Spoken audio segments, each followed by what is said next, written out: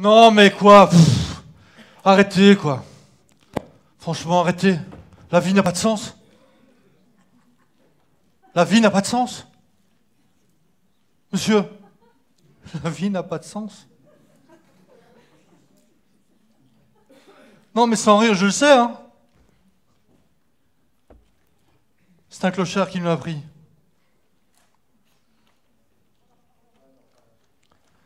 Quand j'étais jeune, je traînais assez bien dans la rue. Et souvent, je dormais dans les gares. Et c'est là que je l'ai rencontré. Le mec bien space, quoi. Vous avez déjà vu le Père Noël? Eh ben pareil. Le look du Père Noël, sauf que le gars, il avait piqué l'impair à Colombo dans une poubelle. Voilà. En gros, c'est ça. Et donc, une nuit, parce que ça se passe toujours la nuit, ces choses-là, je l'ai rencontré dans une gare. Et alors, la première fois, bon, bah, sympa, mais on a juste échangé des banalités. On a bu une bouteille de vin ensemble. Sympa, quoi. Et puis, un petit peu après, quelques nuits plus tard, je l'ai revu. Je l'ai revu et je trouvais qu'il avait un accent d'extraterrestre. Alors j'étais le voir, j'ai dit, tiens, le vieux là, ton accent, il vient d'où? Alors il me dit, je vais te dire. Je viens de Brasov. Brasov, c'est une ville en Lituanie, à l'ombre du château de Dracula. Et moi, je suis né là. Et tu sais quoi? Là, je travaillais dans une fabrique, j'avais ma famille, ma femme, mes enfants. Et un jour, après la pause de repas, mon contremaître, il est rentré bourré. Et il a pris une manche de pioche et il a voulu frapper sur mon collègue. Alors moi, j'ai pris le manche de pioche et j'ai frappé sur sa gueule. Mais tu sais, en Roumanie, sous Ceausescu, ce genre de choses-là, ça ne se fait pas. Alors, attends. Alors, c'est qui Ceausescu? Oui, parce que moi, j'avais 17 ans à l'époque, hein, Ceausescu. C'était pas encore, le mur, il n'était pas encore tombé. On n'avait pas encore entendu parler de Ceausescu. Il dit, Ceausescu, c'est un dictateur, c'est quelqu'un qui fait beaucoup de mal. C'est pas grave si tu n'en as pas entendu parler, il est préférable que tu continues à ne pas entendre parler. Bon, ok. Mais retiens que dans ma vie, à ce moment-là, sous Ceausescu, ce genre de choses-là, ça ne se fait pas. Et j'ai perdu mon travail. Et comme j'ai perdu mon travail, en même temps, j'ai perdu ma maison parce que je ne savais plus la payer. Et tu sais, à Brasov, tous les gens se connaissaient. Et comme tous les gens se connaissaient, je n'ai pas retrouvé du travail. On a vendu ma maison. Alors, je suis parti. Ma femme et mes enfants sont allés vivre chez les parents de ma femme. Et moi, j'ai pris un sac, j'ai mis quelques affaires dedans et j'ai marché vers l'ouest, vers la liberté. J'ai marché pendant 3 jours et je suis arrivé à la frontière. Et à la frontière, il y avait des grands rouleaux de barbelés et des gardes aussi. Alors j'ai attendu la nuit. J'ai attendu que ce soit calme et je suis passé à travers les rouleaux de barbelés. Et tu sais, ils m'ont laissé un souvenir, une grande cicatrice sur le bras. Je dis, ouais, attends, des vieux mythos, j'en connais, hein, ça va, c'est bon. Figurez-vous que le gars s'est foutu à moitié à poil dans la gare pour me montrer sa cicatrice. Je dis, bon, ok, d'accord. Et puis j'ai continué à marcher. J'ai continué à marcher vers l'ouest. Et au bout de 2 mois, je suis arrivé à Strasbourg. Quoi, tu vas me faire croire que tu as marché plus de 1000 km. 1751 exactement. Je suis arrivé à Strasbourg. Et là, je dormais dans la rue, sous les ponts. Et c'est sous les ponts qu'un jour, 4 jeunes me sont tombés dessus. Ils m'ont frappé pour me voler mon sac. Ils ont frappé avec leurs poings, avec leurs pieds. Et j'ai eu mal. Et puis à un moment donné, je n'ai plus rien senti. Et je me suis réveillé 3 semaines après à l'hôpital, quand je suis sorti du coma. Alors je suis resté encore un peu à l'hôpital et puis je suis parti, mais je me suis dit, je ne peux pas rester ici. Je ne peux pas rester dans cette ville où je suis en danger. Je vais reprendre la route. Alors j'ai marché. Et un jour, je suis arrivé ici dans cette ville.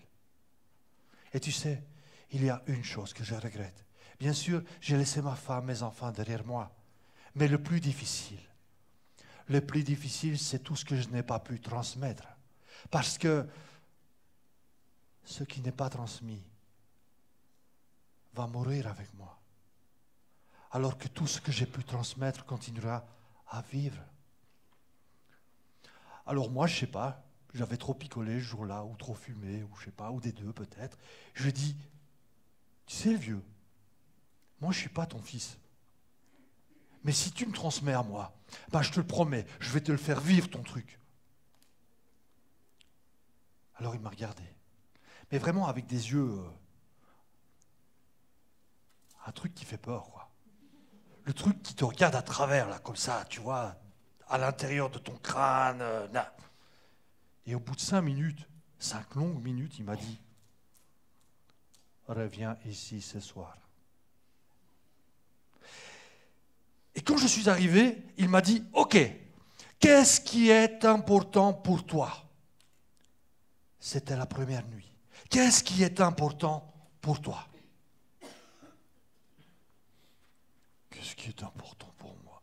Attends, t'en as de ces questions, toi? Tu crois que je me pose des trucs pareils? Qu'est-ce qui est important pour moi? Ah oui, je sais. Ce qui est important pour moi, c'est de partager. Et puis, de relier les gens aussi entre eux. J'aime bien créer des relations. Ah, mais tu vois, ça n'a pas été trop difficile, ce premier pas. Et là, il a sorti un petit morceau de bois de sa poche. Vous savez, à ce moment-là, ça m'a un peu fait penser aux réglettes qu'on donnait aux enfants pour apprendre à calculer. Et sur ce morceau de bois, il était écrit « Mes valeurs ». Et puis il m'a dit « Reviens ici demain soir ». Et le lendemain soir, j'étais là. Et vous savez ce qui est arrivé? Quand je suis rentré dans la gare, il m'a attrapé par le col et il m'a amené dans les toilettes. Non, je vous vois venir. Non, c'est pas ça. Non, il m'a amené dans les toilettes, il m'a mis face au miroir et il m'a dit, dis-toi merci. Merci? Merci pourquoi? Merci pour tes capacités et toutes tes possibilités. Et merci pour toute la bonté qui est en toi. Ah ouais, c'est sûr. La bonté, c'est comme ça qu'on m'appelle dans la rue, la bonté. Ouais, bien sûr. Il dit non, mais il y a une chose que tu dois comprendre. C'est que si tu vois ton ombre en conscience, c'est que déjà la lumière est en toi.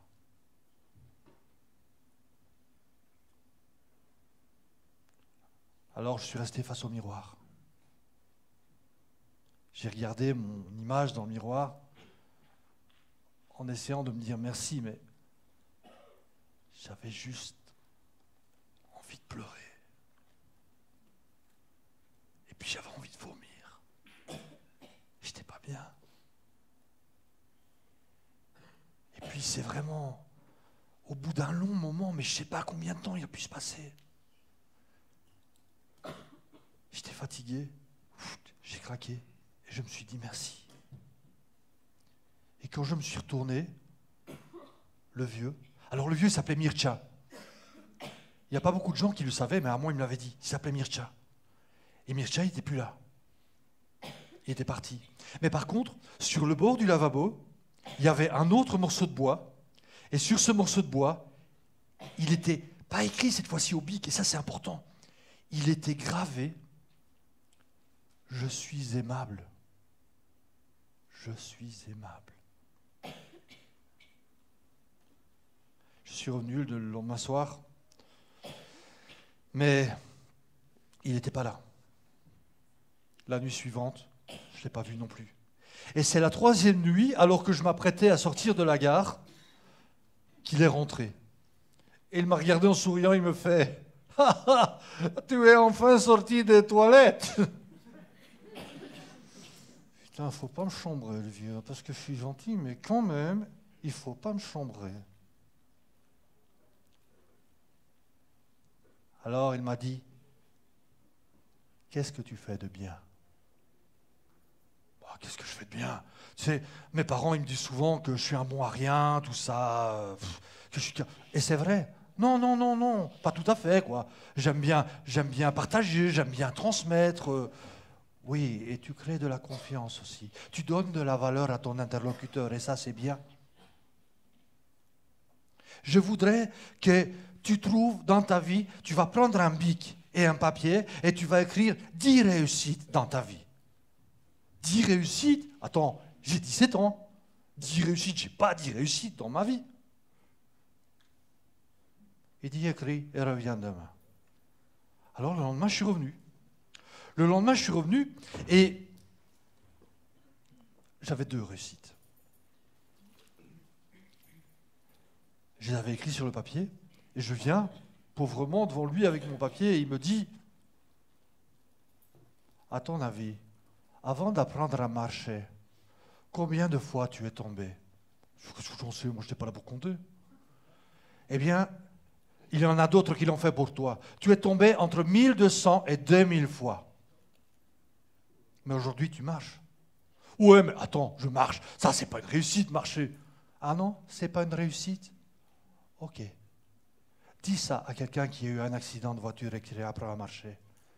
Cette personne t'apprendra la valeur infinie de chaque pas. Et même si tu n'as trouvé que 2 réussites, tu les as écrites sur le papier. Tiens, tu sais écrire? Et tu sais lire aussi?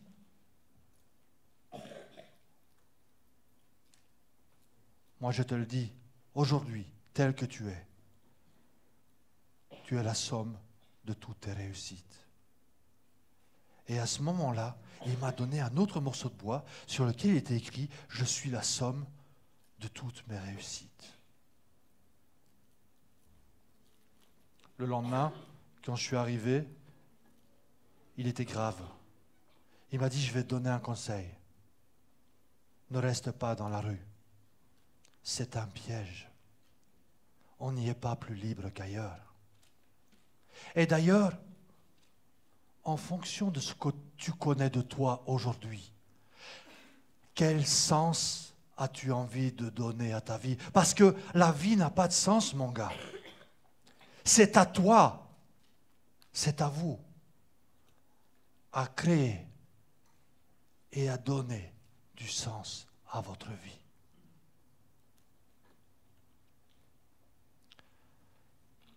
Quand je suis revenu le lendemain,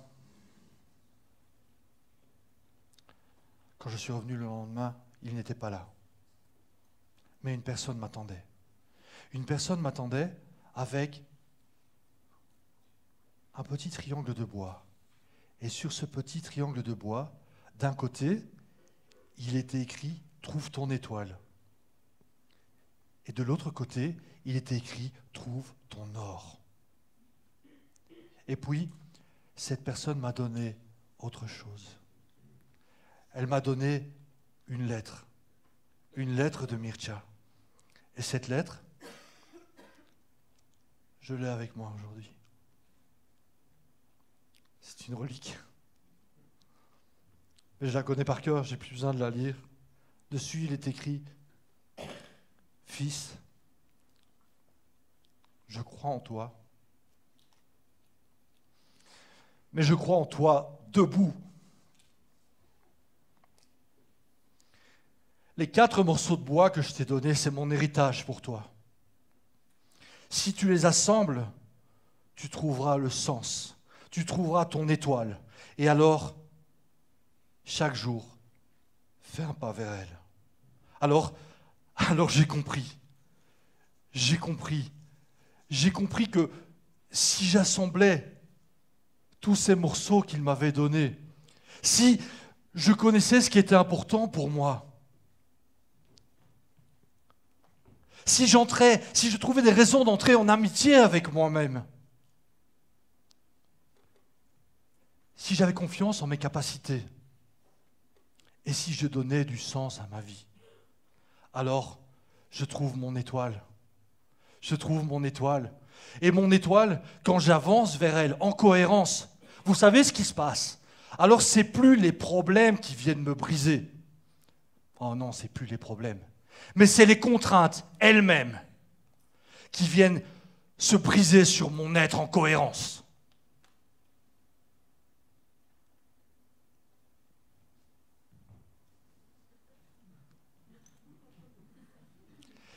Et aujourd'hui, j'ai décidé de suivre mon étoile.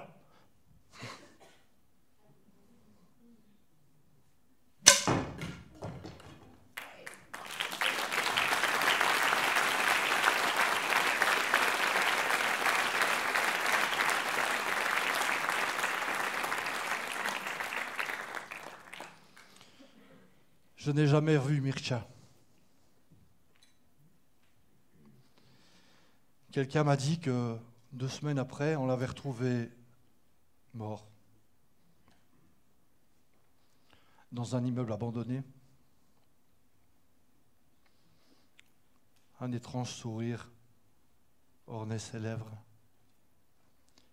Et son message continue à vivre en moi. Ce qui n'est pas transmis meurt avec nous. Mais ce qui est partagé continue à vivre.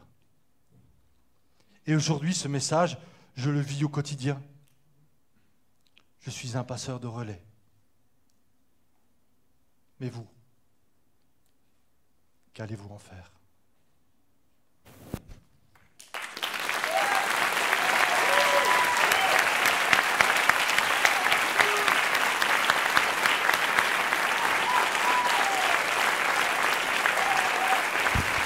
Un tonnerre d'applaudissements, s'il vous plaît, pour Christophe Godefriot, qui nous vient de Belgique, d'un amour plus fort pour les émotions qu'il vous a fait partager. Je vais vous le présenter, puisque son entrée était différente, était surprenante. Dès l'entrée, nous a surpris. Christophe, donc les 6 nuits du clochard et le secret de la cohérence, c'est cette conférence.